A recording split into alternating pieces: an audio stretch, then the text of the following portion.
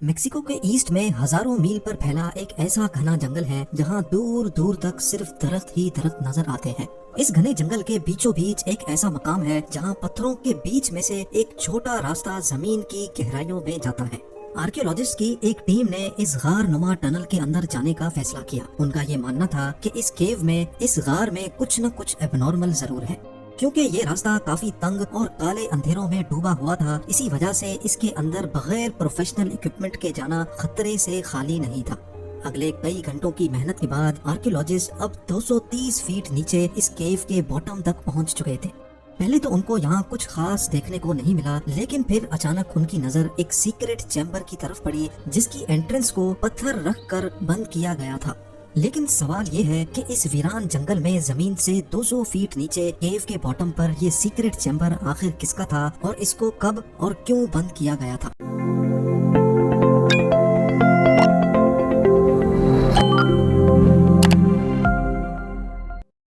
Mexico के east में मौजूद ये घना जंगल तकरीबन 30 लाख स्क्वायर किलोमीटर के एरिया पर फैला हुआ है। दरख्तों के इस समंदर के साए तले माया सिविलाइजेशन की खोई हुई दुनिया के राज आज भी छुपे हुए हैं। पास्ट में हजारों सालों तक ये पूरा जंगल माया सिविलाइजेशन के होल्ड में हुआ करता था, जहां उन्होंने अपने कई शहर आबाद कर रखे थे। इस सिविलाइजेशन के लोग काफी स्किल्ड माने जाते थे, क्योंकि उन्होंने एंशिएंट इजिप्शियंस की तरह अपनी सिटीज में पिरामिड्स भी बना रखे थे। और इसके साथ साथ ये लोग agriculture, pottery, hieroglyph writing, calendar making, mathematics और आर्किटेक्चर आर्ट वर्क में भी हद से ज्यादा महारत रखते थे। एक्सपर्ट्स का मानना है कि एंशिएंट मायंस ने इस एरिया में टोटल 60 सिटीज बना रखी थी, जहां बड़े बड़े महलात, पिरामिड्स और टेम्पल्स बनाए गए थे। इनकी हर सिटी का अलग किंग हुआ करता था जिसको मायंस अपना गॉड मानते थे। इनमें से कुछ सिटीज की बिल्डिंग्स तो आज भी सही सलामत खड़ी हैं और इनको डेली टूरिस्ट की एक बड़ी तादाद विजिट भी करने आती है। लेकिन इस घने जंगल में जहां प्रॉपर कोई रोड नेटवर्क भी नहीं है, इसके अंदर हजारों साल पहले बसने वाली माया सिविलाइजेशन के राज, पूरे पूरे शहर और कई स्ट्रक्चर्स भी छुपे हुए हैं। कुछ जमीन के अंदर धस चुके हैं तो कुछ को दरख्तों के साए ने इंसानी आंखों से ओझल कर रखा है।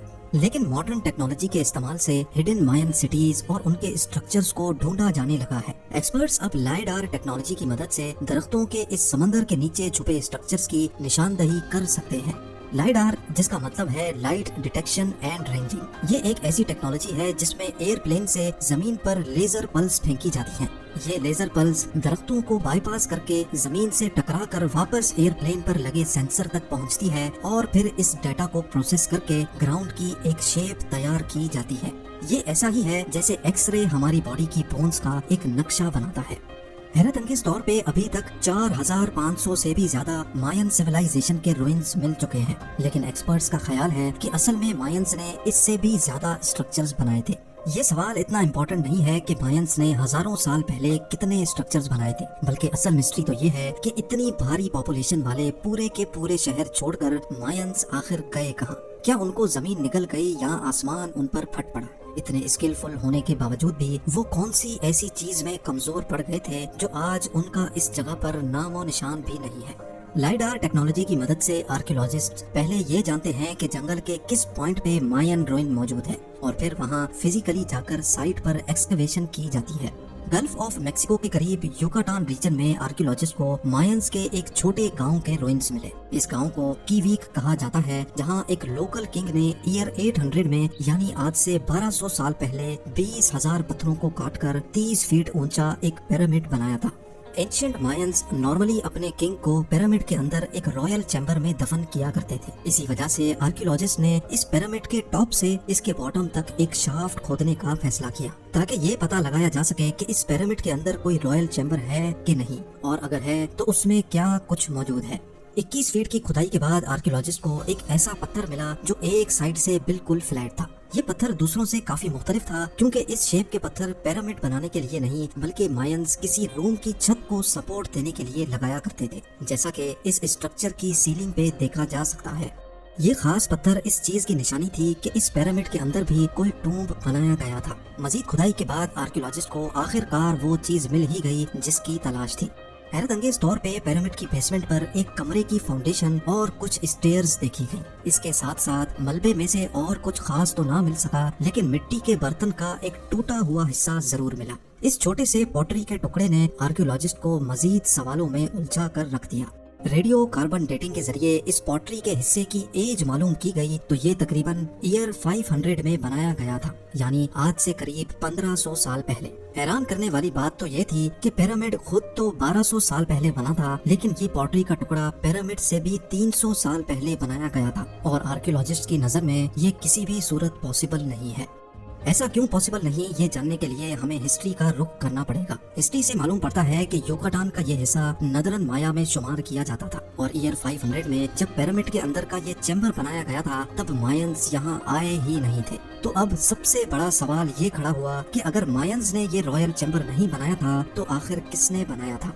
इसका जवाब जानने के लिए पिरामिड रूइन के आसपास जंगल का मुआयना किया गया, इस उम्मीद से कि शायद इनको कोई खास इंफॉर्मेशन मिल सके। पिरामिड साइट से 15 किलोमीटर दूर आर्कियोलॉजिस्ट को कुछ पत्थरों के दरमियान में एक केव का रास्ता दिखाई दिया। केव की एंट्रेंस काफी तंग थी और इसके अंदर जाना खतरे से खाली नहीं था। इसी वजह से प्रोफेशनल इक्विपमेंट का इस्तेमाल किया गया और 2 से 3 केव एक्सपर्ट्स को इसके अंदर भेजा गया। कई घंटों के बाद एक्सपर्ट्स जमीन से 230 फीट नीचे केव के बॉटम पर पहुंच चुके थे, जहां हैरत अंगेज तौर पे उनको एक सीक्रेट चैम्बर का रास्ता दिखाई दिया और इस चैम्बर की एंट्रेंस को एक पत्थर रख कर बंद किया गया था। जब चैम्बर की एंट्रेंस को खोला गया तो अंदर वो कुछ देखने को मिला जो किसी के वहमो गुमान में भी नहीं था। जी हाँ, जमीन से 230 फीट नीचे केव के इस सीक्रेट चैम्बर में बहुत सारी इस्तेमाल शुदा फायर टॉर्चेस पड़ी देखी गई, जिनको कदीम दौर में रोशनी के लिए जलाया जाता था। फायर टॉर्चेस के अलावा यहाँ बड़ी तादाद में मिट्टी के टूटे हुए पॉट्स भी मिले। ये पॉट्स के टुकड़े वैसे ही थे जैसे 15 किलोमीटर दूर पिरामिड की बेसमेंट से एक टुकड़ा मिला था। ऐसा मालूम होता था कि ये जगह किसी दौर में कोई इबादत गाह हुआ करती थी, जहाँ लोग कोई विश पूरी करने के लिए यहाँ आकर पॉट्स तोड़ा करते थे। इनमें से कुछ पॉट्स के पीसेस को जब दोबारा जोड़ने की कोशिश की गई तो हैरत अंगेज तौर पे एक और हकीकत खुलकर सामने आ गई। ये नोटिस किया गया कि पीसेस जोड़ने पर पूरा पॉट कभी भी कंप्लीट नहीं होता था, बल्कि इसमें एक पीस हमेशा शॉर्ट पड़ जाता था। ये अजीब मिस्ट्री किसी को भी समझ नहीं आई कि यहाँ तोड़े जाने वाले तमाम पॉट्स का एक पीस मिसिंग क्यों है। आर्कियोलॉजिस्ट का शक था कि ये लोग यहाँ पॉट्स को तोड़ते तो थे, लेकिन उसका एक हिस्सा शायद अपने साथ ले जाते थे और उसको अपने घर के अंदर रखते थे।